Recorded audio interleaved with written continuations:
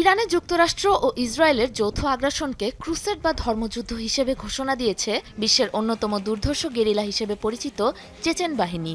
চলমান যুদ্ধে ইরানের পক্ষ হয়ে লড়াইয়ের ঘোষণাও আসে এই সশস্ত্র বাহিনীটির পক্ষ থেকে, যাকে সরাসরি আখ্যা দেওয়া হয়েছে জিহাদ হিসেবে।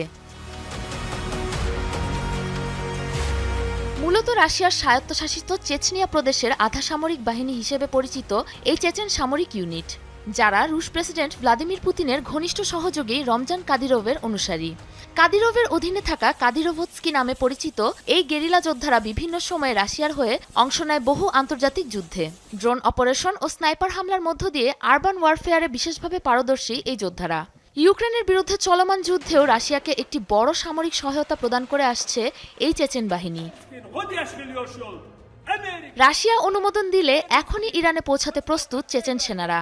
এক ভিডিও বার্তায় এ ঘোষণা দেন চেচেন স্পেশাল ফোর্স আখমতের commander lieutenant general Apti Alaudinov. মার্কিন প্রেসিডেন্ট ডোনাল্ড ট্রাম্পকে দাজ্জাল অভিহিত করে তাদের সমস্ত আধুনিক অস্ত্রশস্ত্র নিয়ে ইরানের পাশে দাঁড়ানোর আশ্বাস দিয়েছেন এই গেরিলা কমান্ডার।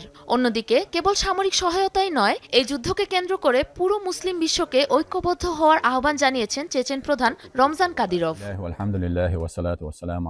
বিশ্লেষকরা মনে করছেন, ইরানকে সামরিক সহায়তা দিতে পরোক্ষভাবে এই সংকেত দিচ্ছে রাশিয়া। সরাসরি যুদ্ধে না জড়ালেও নিজের ঘনিষ্ঠ মিত্র ইরানকে পতনের হাত থেকে বাঁচাতে রণকৌশলে অত্যন্ত দক্ষ, প্রবল দুঃসাহসী এই যোদ্ধাদের পাঠাবে মস্কো।